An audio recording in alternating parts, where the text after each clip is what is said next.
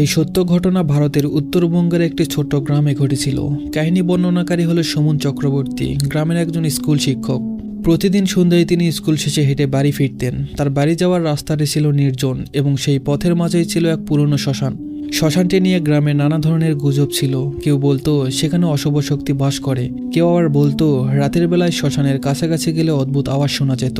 সুমন এসব গল্পকে কখনো গুরুত্ব দেয়নি। তিনি বিশ্বাস করতেন এগুলো স্রেফ মানুষের মন গড়া কল্পনা।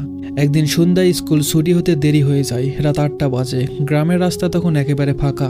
তিনি প্রতিদিনের মতো শ্মশানের পাশ দিয়ে বাড়ি ফিরছিলেন। হঠাৎ করেই তিনি অনুভব করলেন চারিপাশের বাতাস ভারী হয়ে উঠেছে। শ্মশানের কাছে দিয়ে হাঁটার সময় হঠাৎ শুনতে পেলেন কেউ যেন তার নাম ধরে ডাকছে, সুমন, থামো।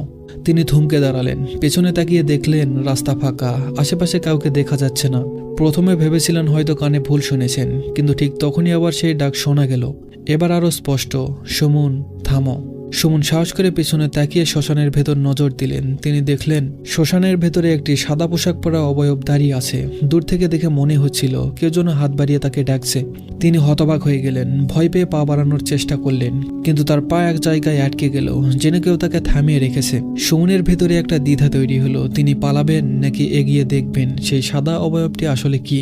কিন্তু তার মনের সাহস তাকে এগিয়ে যাওয়ার ইঙ্গিত দিল। তিনি ভেবেছিলেন হয়তো কোনো গ্রামবাসী বিপদে পড়েছে এবং তার থেকে সাহায্য চাইছে।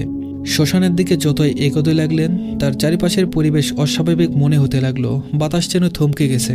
চারিদিকে এক নিস্তব্ধতা, দূরে কুকুরের হালকা চিৎকার আর ঝিঝি পোকার আওয়াজ ছাড়া আর কোনো কিছুই শোনা যাচ্ছিল না। শ্মশানের দরজায় পৌঁছে সুমন দেখলেন সেই সাদা অবয়বটি অন্ধকারের মধ্যে এক জায়গায় স্থির হয়ে দাঁড়িয়ে আছে। তার হৃদস্পন্দন দ্রুত হয়ে গেল। তিনি সাহস করে ডাকলেন, কে আছেন এখানে? কেন ডাকছেন আমাকে? কিন্তু কোনো সাড়া এলো না। তিনি একটু এগিয়ে গেলেন। হঠাৎ করেই সেই অবয়বটি ঘুরে দাঁড়ালো। অবয়বটির মুখ দিকে সুমনের শরীর এক মুহূর্তেই ঠান্ডা হয়ে গেল। মহিলাটির চোখ দুটি ছিল একেবারে কালো আর ঠোঁটে এক অদ্ভুত বিকৃত হাসি। তার লম্বা চুল এলোমেলোভাবে পড়েছিল, যেন বাতাস ছাড়াই নড়ছে। মহিলা নিচু স্বরে বলল, তুমি আমার ডাক শুনে এসেছ, কিন্তু এবার কি করবে? তোমার পালানোর উপায় নেই। সুমন কিছুক্ষণ স্তব্ধ হয়ে দাঁড়িয়ে রইলেন। ভয় তাকে সম্পূর্ণ গ্রাস করেছিল, তবে তিনি বুঝতে পারলেন ভয়ের কাছে হার মানলে এখান থেকে বের হওয়া সম্ভব না। মহিলা বলল, তুমি কি জানো এই শ্মশান কেন এত ভয়ঙ্কর? আমি এখানে মারা গিয়েছি কয়েক বছর আগে। আমাকে যে মেরে ফেলেছিল সে তোমার মতোই একদিন এখানে এসে আটকা পড়ে গেছে। সুমনের মনে আরো ভয় জন্মালো। তিনি জিজ্ঞাসা করলেন, তোমার কি হয়েছে? কেন আমাকে ডাকছো? মহিলাটি তখন বলল, আমি এই শ্মশানের আত্মা। আমার দেহ এখানে পুঁতে রাখা হয়েছে, কিন্তু প্রতিশোধ নেওয়ার আগ পর্যন্ত আমার আত্মা শান্তি পাবে না। তুমি যদি সাহস করো তবে আমাকে সাহায্য করো, কিন্তু যদি ভয় পাও তবে এখানেই আটকা পড়বে। সুমন বুঝতে পারলেন তার সামনে দুইটি পথ। হয় তিনি ভয়কে জয় করবেন এবং মহিলার রহস্য সমাধান করবেন, অথবা এখানেই তার জীবনের শেষ হবে। তিনি ধীরে ধীরে বললেন, আমি তোমাকে সাহায্য করব, কিন্তু কি করতে হবে?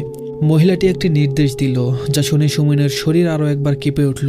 তাকে শ্মশানের ভেতরে থাকা একটি পুরনো কুয়াতে নামতে হবে এবং সেখানে একটি পুঁতে রাখা বক্স খুঁজে বের করতে হবে। সুমনের সাহস এবার তার একমাত্র ভরসা। শ্মশানের ভেতরকার অন্ধকারে দাঁড়িয়ে তিনি নিজেকে শক্ত করলেন। ভয়কে দূরে সরিয়ে কুয়াটির দিকে এগিয়ে গেলেন। চারিপাশের পরিবেশ এমন অস্বাভাবিক ঠান্ডা ছিল যে মনে হচ্ছিল সেখানের সময়ও থেমে গেছে। কুয়াটি ছিল খুবই পুরাতন, তার চারপাশে ছেঁড়া লতা আর শিকড় জড়ানো। সুমন প্রথমে হাতের টর্চ লাইট দিয়ে কুয়ার ভেতর তাকালেন। অন্ধকারে অতল গহ্বরে কিছু দেখা যাচ্ছিল না। সেই সাদা পোশাক পরা মহিলা পেছন থেকে ফিসফিস করে বলল, ভয় পেও না, বক্সটা নামার পরেই পাবে, তবে সাবধান, তোমার মনে কোনো সন্দেহ যেন না আসে। সুমন ধীরে ধীরে কুয়ার মধ্যে নামতে শুরু করলেন। প্রতিটি ধাপ তাকে আরো বেশি ভয় ধরিয়ে দিচ্ছিল। মনে হচ্ছিল কুয়ার গভীরতা যেন শেষ হচ্ছে না। তার মনে প্রশ্ন উঠল, এটা কি ফাঁদ? যদি মহিলা তার ক্ষতি করতে চায়? অবশেষে সুমন কুয়ার নিচে পৌঁছালো। টর্চের আলোয় দেখলেন নিচে একটা কোনায় একটা ছোট্ট কাঠের বক্স পড়ে আছে। বক্সটি খুবই পুরনো এবং ধুলাই মাখা। তার চারপাশে সাপের মতো শিকড় জড়িয়ে আছে। সুমন সেই বক্সটি তুলে নিলেন। ঠিক তখনই শ্মশানের উপরে থেকে মহিলার গলা শোনা গেল, বক্সটা খুলে ফেলো না, উপরে নিয়ে আসো। বক্সটা নিয়ে উপরে আসার পর সুমন মহিলার সামনে তা রাখলেন। মহিলা একবার এক অদ্ভুত হাসি হাসল।